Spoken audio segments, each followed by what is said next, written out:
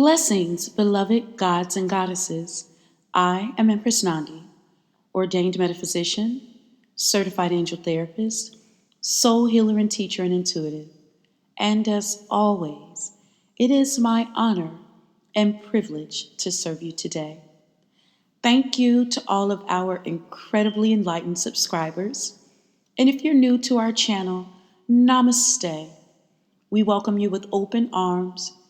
This is such a critical time in history, and it is prudent for all of us to join the power of our light as one so that we can help humanity change the frequency of the collective consciousness. So the more of us that gather here in this sacred space, in this portal of elevation into the fourth and fifth dimensions, I honor you. So today is the week of April the 11th. The astrology this week is dynamic. We may look back at this week as the calm before the storm, as Mars slows down to turn retrograde this weekend, causing a cloud looming over everything. Womp, womp, womp. There's nothing wrong or fearful about that. Events happen for a reason, and if they shift our attention and alter our consciousness, then perhaps we should view that as a welcome change and an opportunity to evolve further. After all, there are no such things as mistakes. Communication shines this week, so be sure to use that cosmic edge to your full advantage. This space and time has quite a lot of historical precedents. The sinking of the Titanic occurred on April 14th. The assassination of Abraham Lincoln, April 15th. The Oklahoma City bombing occurred on April 19th. And Waco, Texas also occurred on April 19th, just to name a few moments in history that have happened in this space and time. There's no need to fret, however. Just because a time frame has many memorable events associated with it doesn't imply that they will continue. But it is curious to note, nonetheless. Tuesday is a caliente type of day, sexy and steamy. The conjunction at 0 degrees, the opposition at 180 degrees, the square at 90 degrees, the trine at 120 degrees, and the sextile at 60 degrees are significant because they involve points of connection and alignment that trigger events when planets occupy space in corresponding signs. On Thursday, Mercury will trine Jupiter. Then on Sunday, Mercury will trine Pluto, serving as the perfect blend of inspiration, wisdom, and power in communication. You can and should move forward in any contract, negotiation, or meeting. Pitch an idea. Expect splendid progress in any writing project. The problems begin on Sunday, when Mars comes to a screeching halt during his retrograde, lasting until June 29th. Mighty Mars will lose his pep. You will need to spend time cultivating inner resolve and re-strategizing your goals. This Sunday through June 29th will not be a good time to push new projects that you need incredible stamina or entrepreneurial power to see succeed. Of course, all of this is unique to each individual, and each person will have a different impression of these collective events.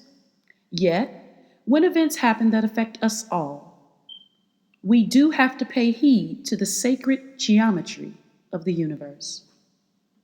If you're an Aries, born between March 21st and April 19th, the spotlight may be shining on you this week.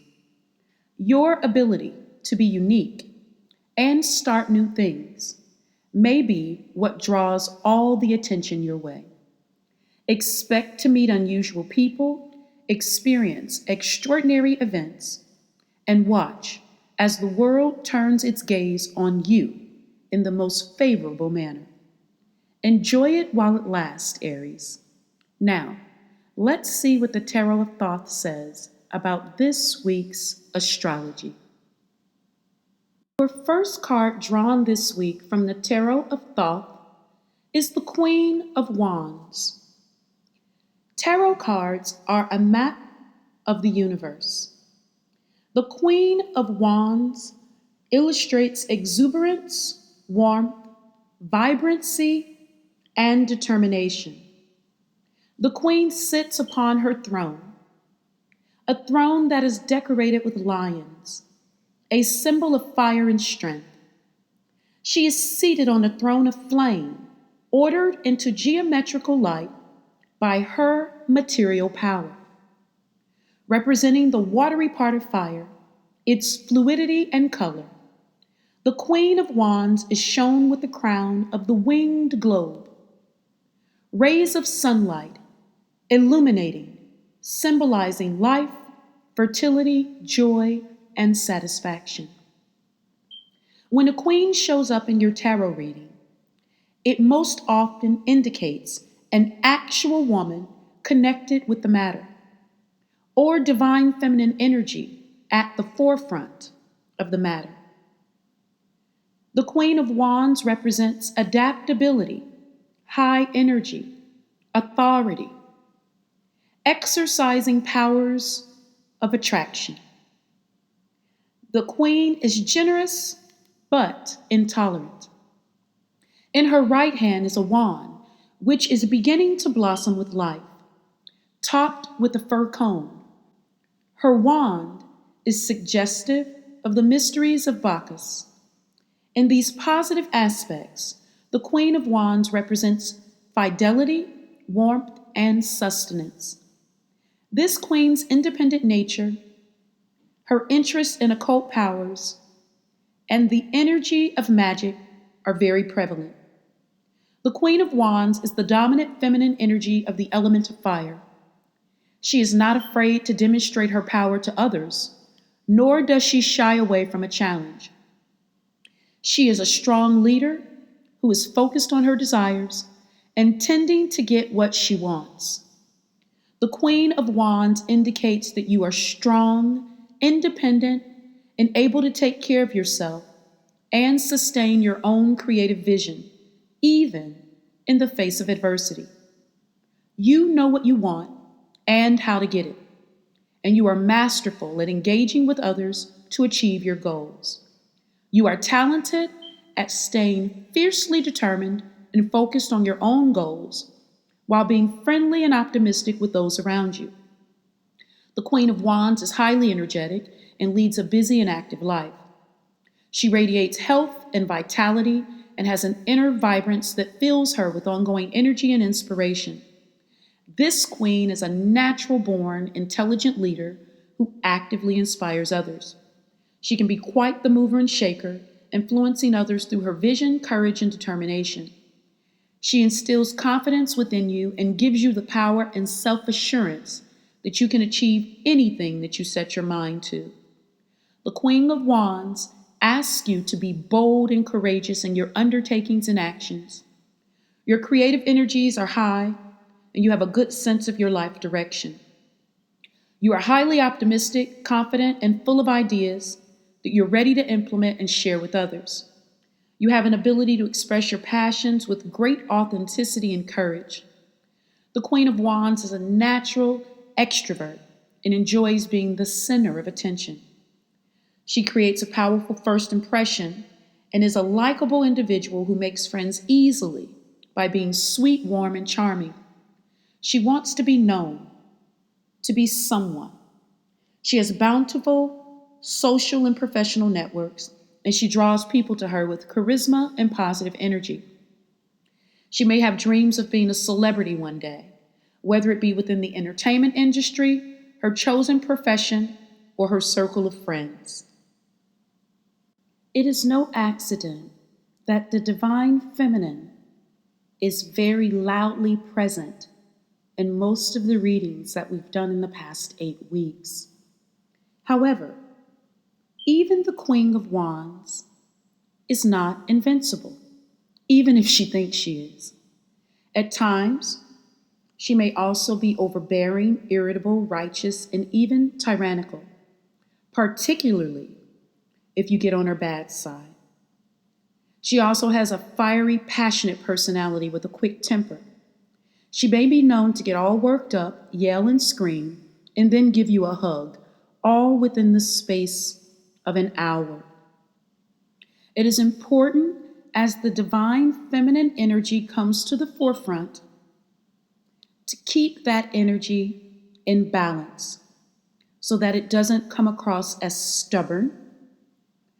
Oftentimes, if we are pursuing an ambition or goal for too long and we burn ourselves out, this queen energy can sometimes come across as these negative or lower vibrations. So please be cognizant of that and keep the divine feminine in balance this week. The second card from the Tarot of Thoth is the Two of Discs, which signifies the realm of creation and energy, directing the pure material resources of the ace towards a specific goal, in order to change from the raw material to the actual creation process. This card is called Harmonious Change. It stands for the alternation and natural balance of gain and loss, weakness and strength, elation and melancholy, growing and fading. Everything is in constant change, well balanced with and in each other, building the principle of natural growing and proceeding.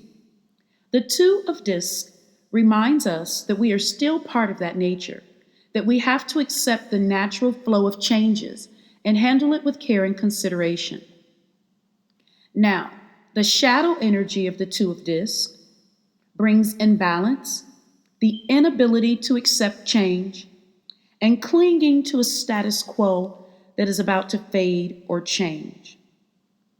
Jupiter in Capricorn represents the two pinnacles, one above the other, and are the Chinese symbols of yang and yin. Above them is a pair of green serpents that form the figure 8. This card symbolizes the doctrine. Change is the support of stability. And our final card from the Tarot of Thoth this week, April 11th, 2016, is the Knight of Discs. Discs are related to business affairs. The Knight of Discs represents the fire in the element of earth.